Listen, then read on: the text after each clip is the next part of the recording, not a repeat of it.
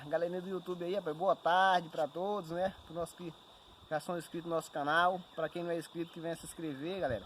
Nós estamos aqui hoje para mostrar aqui, né? Eu e meu amigo Sullivan Alves, aqui no município de Loreto, que nós estamos nessa terra aqui, do outro lado é Mirador, Maranhão, né? Para mostrar aqui o rio Itapecuru, um rio que a gente nasceu e se criou, desfluindo dessa água, bebendo, tomando banho, cuidando dos nossos animais. É uma obra de arte de Deus, entendeu?